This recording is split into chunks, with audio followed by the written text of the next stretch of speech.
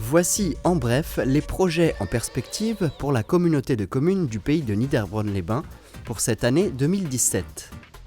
La friche des meubles d'Ittrich va être bientôt démolie.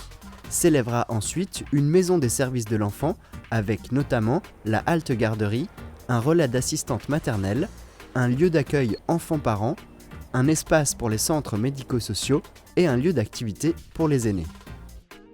Les dernières pistes cyclables apparaîtront, balisage ou création, 40 nouveaux kilomètres s'ajouteront à l'existant. Si le réseau interne au territoire est fini, ces nouvelles pistes se dirigent vers les territoires extérieurs. Côté verger, la communauté de communes offrira un arbre pour tout nouveau permis de construire. Journée porte ouverte, verger solidaire et cours de taille, tout cela continuera. Enfin, prochain rendez-vous, le 7e forum de l'enfance sur le thème des modes de garde, le 14 mai, et un forum senior, nouvelle formule, en juin.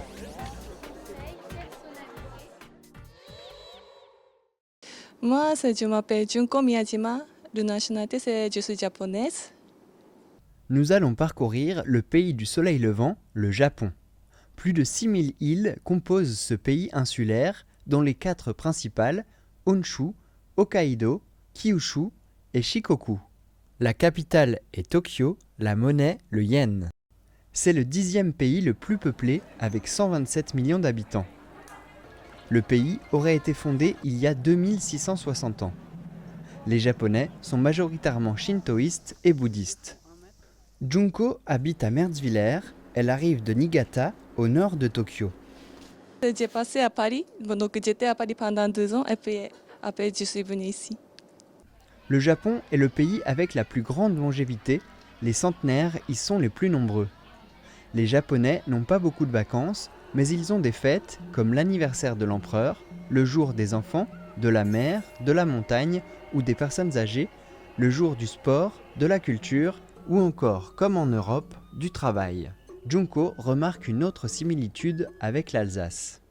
C'est comme on dit, ici aussi c'est vraiment calme, tranquille, mais peut-être là-bas aussi. Mais juste en Alsace, vraiment c'est calme et il n'y a pas beaucoup de gens et puis voilà, c'est vraiment tranquille, mais j'aime bien comme ça. Le Japon est leader en robotique et c'est le plus grand producteur d'automobiles. C'est aussi le pays des mangas et des dramas, de courtes séries télé. Mais ce n'est pas ce qui manque le plus à Junko. Au premier, vraiment manqué de quelque chose de nourriture de japonais, par exemple c'est du riz ou quelque chose comme ça, mais maintenant ça va, je me suis habituée. Et puis finalement, il y a beaucoup de magasins qui vendent des choses de japonaises, quelque chose, des sushis ou quelque chose comme ça, donc il n'y a pas de problème pour moi. Avant de quitter celle qui a été la finaliste de la meilleure baguette tradition de France, un dernier mot en japonais. Boulangère, oui. Ah oui, c'est boulanger, on dit pain-ya-san. C'est comme ça, on dit japonais comme ça, mais c'est un peu compliqué, non? Que ce soit pour l'apéro ou pour le concert, il n'y a que de bonnes raisons pour venir. L'apéro-concert de l'école de musique du canton de Niederbronn a fait salle comble, ou plutôt bar comble, dans le hall de la Castine le dimanche 22 janvier. Les apéros-concerts ont débuté l'année dernière. On cherchait à dynamiser un petit peu d'autres choses que les traditionnels spectacles à la Castine. Avec Monsieur Achard, en fait, on a eu l'idée de proposer des apéros-concerts. Moi, j'enseigne dans notre école de musique à Bischheim où on propose ça depuis 3 ans maintenant, 2 dimanches matin par mois. Et nous, on a dit pour tester, on va proposer ça un dimanche matin par trimestre. Et donc, ça a débuté l'année dernière.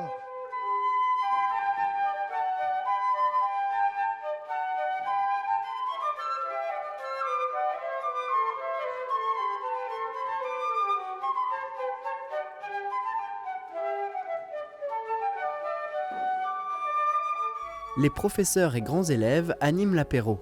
Des petites formations proposent tour à tour de la musique de chambre dans tous les styles.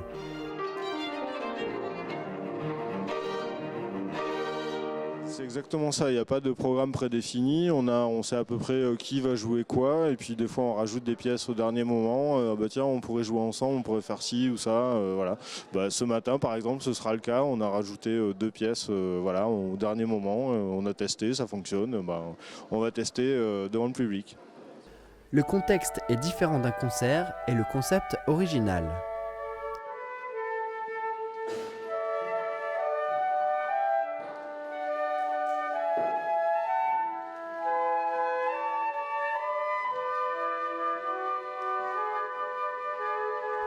Le tout donne une ambiance particulière et sympathique.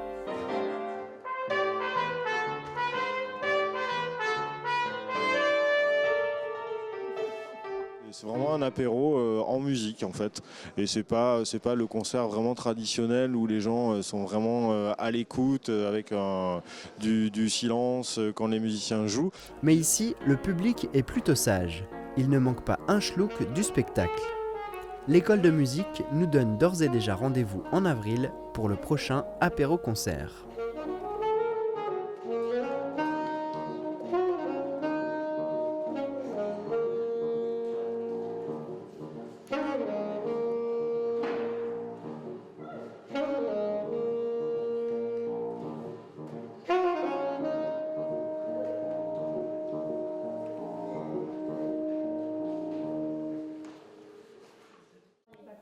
Le mardi après la classe, c'est ambiance conte à la bibliothèque de Niederbronn-les-Bains.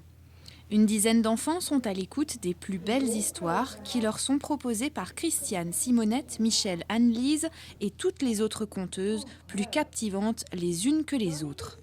Les animatrices conteuses racontent des histoires selon des thèmes bien précis. Souvent, c'est par rapport aux expositions comme celle que nous avons actuellement.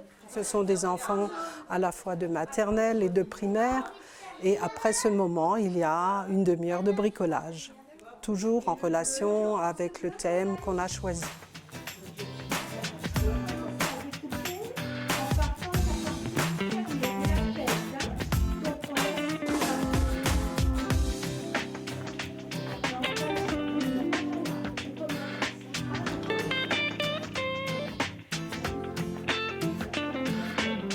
C'est la bibliothèque départementale du Bas-Rhin qui prête régulièrement les expositions, accompagnée de valises pleines de livres et de DVD.